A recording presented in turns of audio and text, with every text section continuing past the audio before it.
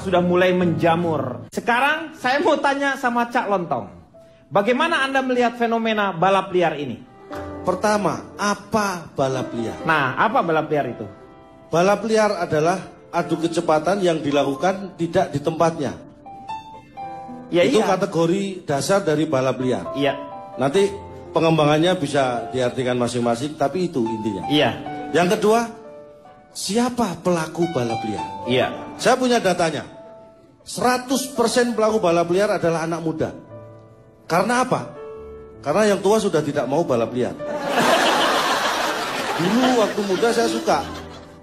Suka apa? Nonton balap liar itu. Oh, bukan balap liarnya. Wah. Oh, enggak, cuma nonton aja. Saya motor aja nggak punya kok waktu itu. Iya, iya. Dan gini, ketika kita semakin dewasa, semakin bijak, itu kita semakin beretika.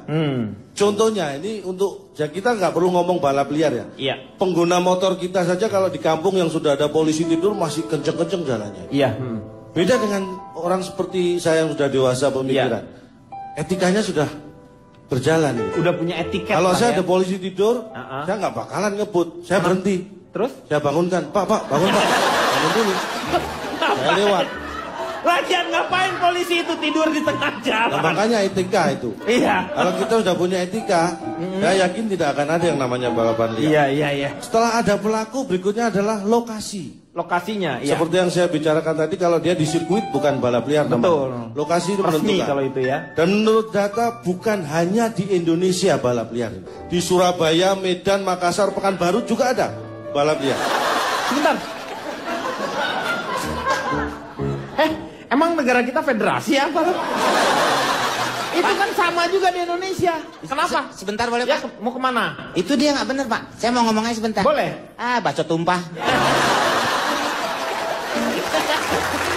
Yang terakhir, setelah pelaku, tempat, kapan balap liar dilakukan? Iya, kapan itu? Duh, tanya sama yang balapan dong, jangan saya. Itu mereka yang berhak menentukan, bukan saya. Tetapi secara data empiris, secara umum, biasa dilakukan malam hari. Iya, malam hari. Gue tuh suka nyesel gitu kalau nanya. Ya ada perasaan suka nyes gitu ya. Aduh nyesel gue nanya, kenapa gue itu tanyakan gitu. Ya tapi ya sudahlah. Tapi biasanya malam hari. Kenapa malam hari? Kata siapa? Saya tadi. Ya, tadi ngomong kan Anda. Katanya malam hari. Kenapa malam hari? Iya, kenapa? Satu, Iya. malam hari itu kan tidak siang. Iya. Kalau siang, biasanya jalanan umum itu trafiknya sangat ramai. padat, ramai. Jadi sangat susah untuk melakukan balap liar. Itu alasan pertama. Alasan kedua, kenapa malam hari?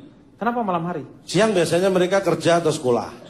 Oh, iya. Kegiatan lain ya itu ya. Itu yang kerja atau sekolah. Pengangguran pun, kalau siang kan dia lagi nganggur, sibuk nganggur. Sempat balapan. Iya. Karena pengangguran kan dia. Itu alasan berikutnya. Jadi ada pelaku, ada tempat, dan ada waktu yang membuat mereka melakukan itu. Jadi bahasa kita jangan melenceng dari situ ya. Iya. Oke, cukup ya. Saya kira cukup, nanti saya kembangkan. Iya, tepuk tangan dulu. Aduh.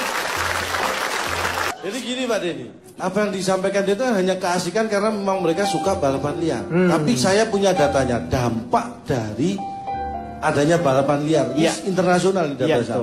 Apa aja itu? Jadi UNESCO mengeluarkan data.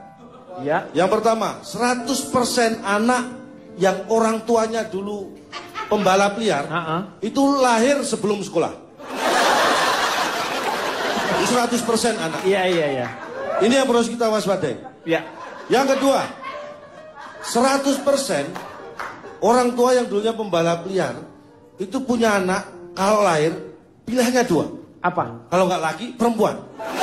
Ini data ini tercatat di UNESCO. Ini yang menurut saya khawatir. Khawatirnya apa? Khawatir kalian nggak ngerti. Ngerti, itu udah ngerti. Oh kalau gitu saya nggak perlu khawatir. Nggak usah kalau Tapi data ketiga. Data ketiganya apa? 100% juga itu? Nggak nih. Geng motor kita nggak. Aksinya kalau kita sekarang lihat kan berlebihan tuh, brutal. Itu terjadi karena apa? Karena dibiarkan. Awalnya dari balap liar semacam ini yang dibiarkan. Mereka merasa itu punya kekuasaan. Jadi contoh. Harusnya, contoh apa lagi? Kampung saya sebulan yang lalu diserang geng motor. Loh? Jam 1 malam. Geng motor nyerbu kampung saya, semua rumah dilemparin kacanya. Semua orang kampung saya lari. Hanya saya yang nggak lari. Kenapa? Saya pas luar kota. Oh di luar kota, iya. Jadi saya dapat kabar itu dari istri saya. Ini yang saya khawatirkan. Pak, kita biar. Saya khawatir. Kenapa? Saya dari geng motor ya Pak. Iya. Dari tadi lihat dia kesal banget. Cak, pernah masuk mesin motor keluar asap nggak Cak? Ah ini dia nggak tahu, padahal saya pernah itu. Sebelum kita menyaksikan calon untuk keluar dari mesin motor, kita break dulu ya. Tahu. Udah. Anda tidak perlu khawatir dengan itu. Iya. Jadi satu, yang terpentingnya adalah peran keluarga dan orang tua. Orang tuanya ya tepuk Itu yang tangan paling dulu dong. penting. Tepuk tangan dulu benar ya. Maka dari itu pesan saya pada orang tua ada 3 hal ini yang harus diperhatikan. Untuk orang tua, 3 Untuk orang hal. tua. Satu, Orang tua yang tahu kalau anaknya suka balapan liar, iya. jangan dilahirkan. Yang kedua, Oh bukan. Iya. kalau anaknya sudah terlanjur Dilahirkan, lahir iya. dan menjadi pembalap liar, peran orang tua adalah menunggu atau memberi bimbingan. iya. Jadi balapan liar di bawah bimbingan orang tua. Oh ada Itu kan balap lebih liar. sopan. Hah? Kalau perlu ibunya dibonceng atau bapaknya dibonceng. Gimana Kalau- bisa fokus ke belakangnya nih? Itulah yang secara otomatis akan membuat balapan itu menjadi tidak Berkurang. liar dan berkurang. Iya benar. Peran orang tua sebenarnya. Heeh. Yang ketiga, bagi orang tua, Iya.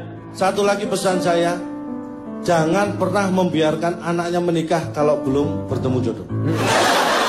Saya Oke. boleh memberi kesimpulan nggak? Ya boleh simpulannya. Ya tadi kan. Iya udah. Kirain Saya minta apa lagi?